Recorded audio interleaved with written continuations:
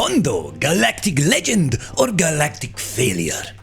Let's talk about it, guys. We've had Hondo unlocked now for about, well, nearly 24 hours, near enough, right? And is he actually any good? Initial testing was, shall we say, lackluster.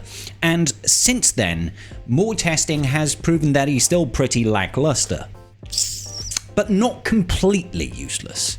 Just mostly harmless. Welcome back, ladies and gentlemen, to the holotables with your boy Scribe and a large mug of coffee, because that's how we roll.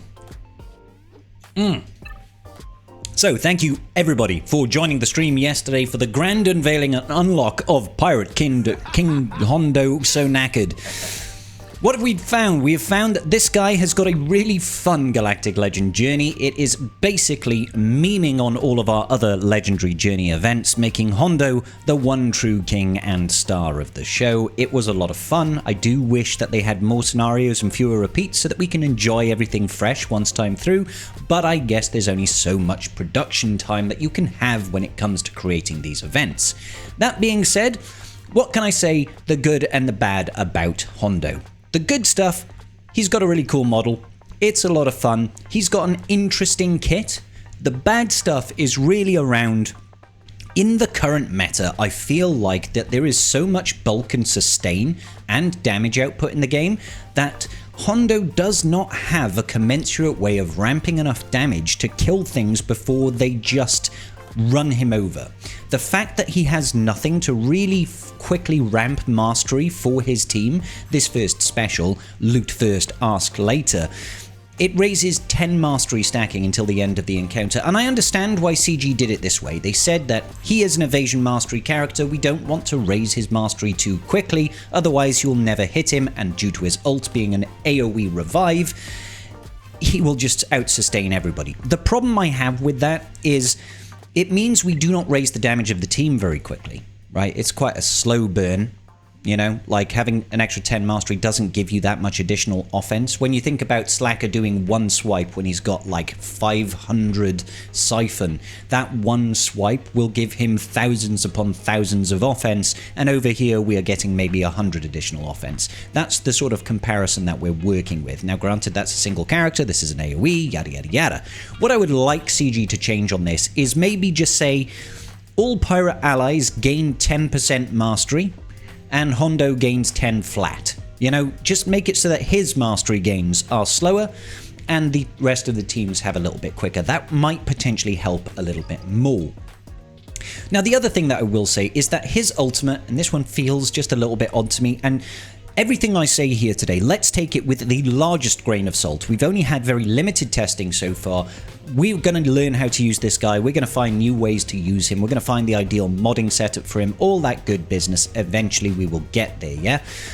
So take this with a grain of salt. It feels weird, his ult. One, the animation is funny, but not, like, there's no wow factor to it. It's just like, okay, yeah, sure, the little lizard monkey thing jumps up on his shoulder and it's like, okay, yeah, very good.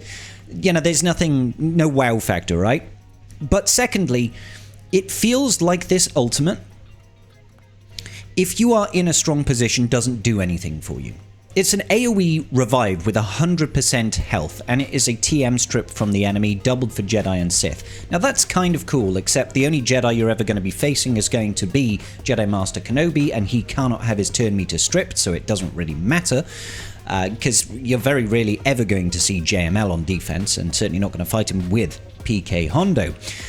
Sith, on the other hand, I mean, yeah, sure, maybe. I haven't been able to fight Lord Vader, so I don't know what he works or how it performs against him.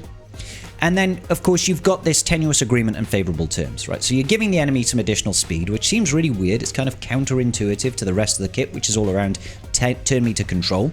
And they deal less damage to our team who have got favorable terms, okay? The problem is favorable turns only lasts for 2 turns. And if you don't defeat anybody in those 2 turns, it feels almost wasted. Not only that, if you use it when all of your characters are alive, if you lose a unit within a turn or 2, it feels like you wasted your ult. So you just live in this perpetual fear of, I'm just never going to use my ult unless I've lost a character. And it feels very counterintuitive to have that as an ult. It just feels very odd. So those are the downsides, kind of. Like, the ult feels like you're just in this perpetual state of holding it all the time, and you're not gaining advantages from using it early. And it feels like he doesn't have the damage output to deal with the current bulky state of the game. Datacrons these days, how much times have we got stuff like the Hodocron with all that bonus protection, 150 plus defense or 300% flat defense, no critical hits, critical avoidance, all this sort of stuff that just makes things drag on for ages. It feels like Hondo, because he ramps the offense so slowly in his team, never really gets going. So he gets stonewalled by things like GLAT. Glat just stonewalls him out. Ezra with the Hodocron, completely, you can't do anything to the team. JMK, you can't do anything to the team. Like, you can't even defeat a unit. You can't circumvent taunts very well.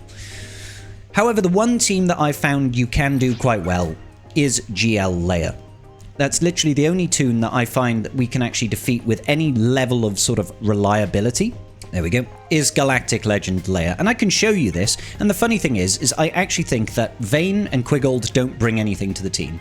I'm running Captain Ethano for the extra damage output, an extra dispel. He feels like a better fit, and I'm just running the Wampacron, because the Wampacron gives us 100% offense, 100% crit damage, and 150% armor penetration, which means we get that damage boost that we are missing.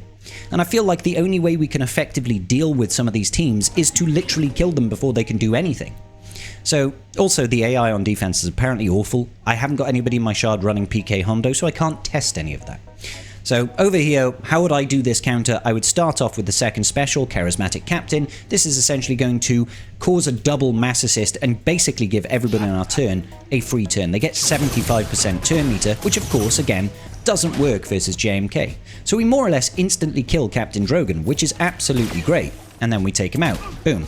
So that's a really good start, right? That's a really good position to be in. You've taken out Drogon. Obviously, they can revive over here. And we'll get a big hit on Leia. Bam, bam, bam. Smee is absolutely phenomenal, truth be told. He does such great damage. And you'd want to have your modding so that your Captain Silvo over here is the last person to go out of your team, because when he uses this second special, he can absorb turn meter and pass that to his allies. Now, you want to have him lots of potency so that he can effectively do that. But it also raises the question of another issue with this team. It has a hard time dealing with Tenacity Up.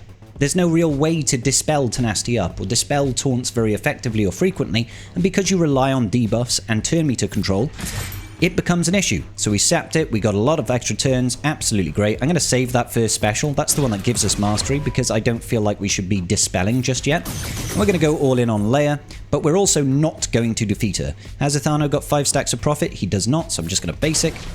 And then I'm going to try and get buff immunity on Leia. Great, we got buff immunity. This is a good place to be in. So again, I'm just going to basic here. Wonderful, good assists. I'm waiting for Jin to use that special so that we can now focus on Leia and take her out. See, that's a good place to be, I feel. That's a very good place to be. Let's go ahead and see if we can do anything here. Get that frenzy up. Not frenzy, whatever it is. I can't remember what it's called. Alert, is it? AoE, and we do some damage now. I think we should be able to take out R2-D2 pretty quickly. Wonderful. Let's focus on taking down Captain Radus. I mean, at this point, we could probably just go full auto and let it do its own thing. Take out Radus over here. This is using the Rolo FTC, I want to say. So this is no, like, small deal. 100% health, 100% crit avoidance, armor penetration, and defense. So they do have a lot of good stat bonuses here. And it is a full team. You can see here we're using the ultimate, but I don't really mind so much here, because I feel like, provided we can take out Adrad and then Jin effectively, it won't be... There's no risk of them reviving, say, GL Leia. As long as we take her out now. And there we go. So this is like the only team I feel like Hondo does particularly well against. And whilst it's not a bad thing that you can do this to GL Leia, it feels like CG were telling us that this team was good on offense, good on defense, but primarily an offensive team. When we look at all of the GLs in the game, you've got GL Leia and Slacker and JML and C, and obviously you've got Glat and you've got JMK. It feels like he doesn't actually perform very well against the others. And I'll show you. Look, I'll go up against a Glat team with the Hodocron. The Hodocron is a pain in the bum because 150% defense and 80% health. They've got all of this bonus protection nonsense going on, increased damage on foresight, and all this sort of stuff, okay? And we'll see just how badly this team does against GL Leia because they can't circumvent her taunt very effectively. I'll do the same sort of approach. I'll go after Hu Yang to try and slow down their ult, but there's a real risk here that we just don't do enough damage. Wow, we did there. That was huge. I'll then go after this, but again, they've got Foresight and they've got almost perpetual Tenacity up, which means we can't do a whole lot. Does this... I think this... Well, part of it can't be missed, so... Okay, maybe not. Right, okay, so how much do you have? You've got 10 stacks of profit. Let's see if we can get fear out then. Nice AoE. Got some fear there. Some of these debuffs cannot be resisted. It would be great if we could tenacity. See, this is it. Again, it would be great if we could use this to strip back some of their turn meter so that then we could gain turn meter ourselves. But they've all got tenacity up, so I can't really do anything in that respect. So instead, I'll just do a stagger. And now we're stuck behind the taunt. So now it feels like, how do we get around this? Sure, we can dispel once, and then Glatt is going to take a turn, and she's taunting again. So it's like, oh, well, now I guess we're stuck behind Glatt again. Boom, boom, boom. Do no damage to her at all. We can take away the taunt once again. Wonderful. Now Ezra's taunting. Does he have tenacity up? Of course he has tenacity up, so we'll just have to basic him. And basic him. And then go after General Syndulla. Let's get some basics in. Can we take her out? Not quite. All that bonus protection from the Hodocron coming in clutch. We've lost a unit. Let's see. Have you still got tenacity up? Of course you've still got tenacity up. No tenacity up there, tenacity up there. So we'll have to try and strip it from General Syndulla to at least get some sort of TM gains. We took out General Syndulla. It's a miracle. Let's see now. Can we just get some damage in there? Some damage in there. We do have our ult, thankfully, so we can revive people. Dodge from Ezra, counterattacks. So we got our ult, we revived. But again, this is a lot of hassle for a team where you're like, well, I could just use Great Mothers instead, right? This is the issues that I'm coming across, is it doesn't feel like it brings anything new to the team. Alright. He resisted. I'm going to see if we can at least get rid of Padawan Sabine Wren, but the Hodocron again causes many, many issues here by keeping her alive, and she's got like 4,000% health steal. Can this take her out? No, not quite. Come on. Come on, please. No, she's fully healed now. She's fully healed now. We've just lost 2 characters. See, and this is the problem. Like, we could probably drag this out a little bit, but we all know how Ezra is. He's going to be able to ramp up his mastery to be completely unhittable. And we are going to be in a position where we can't do more or less anything because we can hardly get around anybody. And it just doesn't feel like this is a GL that people will be excited to try and unlock, you know? And that's what feels like the issue to me, is it's not doing anything... It's not... Wow, that was great damage. It's not doing any great shakes, you know? Again, there's the resist because of the tenacity up, but we're at 1 minute and 42 seconds right now. Can't see us getting too far away here. Maybe we can get round to another ult. The AoE Fear is nice. Granted, the AoE Fear is nice. But it looks like they are about to ult now, which is not amazing for us. I do like the laugh. The laugh is good. Okay, so they've ulted now, which is, like I said, not great. We can ult now and revive our characters, but that Ezra is basically going to one-tap anybody that comes back. See? And one-tapped. So it's like, it feels like a bit of a waste, you know? It feels like a bit of a waste, the ult. It just doesn't feel like it gives anything. It doesn't do any damage to the enemy, doesn't really control them. We're still getting one shot, even though they're doing less damage to us. So it's just disappointing, I guess, guys. It's just disappointing. So, in all good conscience, I don't feel like I can recommend this as a GL to farm. Now, we don't know what Smuggler's Run 3 is going to bring. That could make it very different, you know? I feel like we'll try against this JMK over here. I don't know what Smuggler's Run 3 is going to bring. Maybe that means this farm is incredibly worthwhile, but I can't see that being the case. So over here, we suffer from the same sort of thing. We suffer from the fact that once we've had our raid, we are going to be stuck behind GK's taunt, realistically speaking. The Luke has still got so much survivability because of his because of this Datacron right now. There's an insta-kill. Let's see. He's got crit hit immunity, so we're not going to be able to do great damage. And wait for it. We've now just about lost Lightning Raid, so we can't ignore Taunt, and now we'll be stuck behind JMK perpetually. It's like, we can't deal with Taunts unless we can, like, defeat units at the start. It feels like there is nothing we can do. And maybe this won't be an issue. Maybe this won't be so much of an issue when this Datacron set disappears. But I don't have a whole lot of confidence that this is going to maintain long-term relevance if it's struggling so much at this point. You know, did CG not test these teams with these Datacrons in place? Did they test them naked, as it were? Did they test them with Datacrons that we do not have yet? I'm not even sure. But like the initial results, when you consider all of the additional benefits that he has versus Jedi, what is that supposed to give us exactly? Is that supposed to help us beat? Is that supposed to help us beat JML? Like, JML historically is not a defensive GL. Still isn't really a defensive GL. You can put him on defense with this Cron, but I think if you had this Cron on defense with JML, you're not going to be able to beat it. Because Luke will take too many turns, and you'll still be stuck behind a giant taunting tank all the time. So, I don't know. I feel personally that this is a little bit of a disappointing GL. Now, I've heard stories that this GL also falls very easily to non-Galactic Legend teams. Stuff like Finn Zori. I don't know if that's with or without the Rolocron, Bo-Katan, Mandalore as well.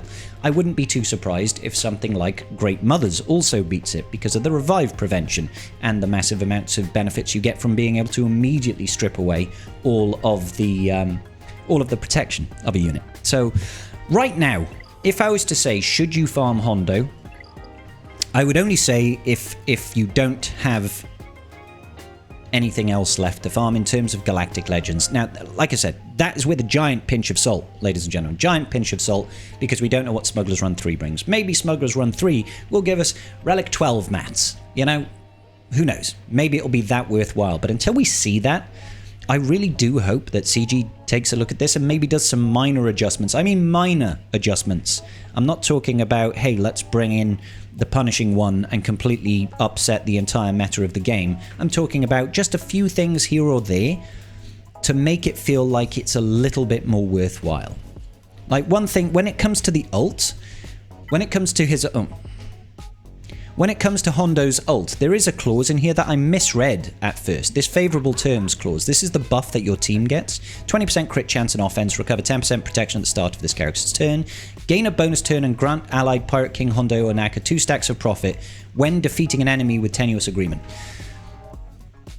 That bonus turn, that only comes into play if you defeat an enemy. You've got 2 turns to defeat an enemy. You've seen how it is. You do not have the damage output. Once you've lost Lightning Raid, you lose a bunch of damage, and this team isn't massive on the damage. And I've dropped the tank out and put another attacker in to try and up that damage and put the most powerful, hard-hitting offensive Datacron in the game with the Wampacron. You're not going to kill someone with tenuous agreement. You're not going to kill someone with tenuous agreement. It's only there for 2 turns. And you've only got favourable terms for 2 turns.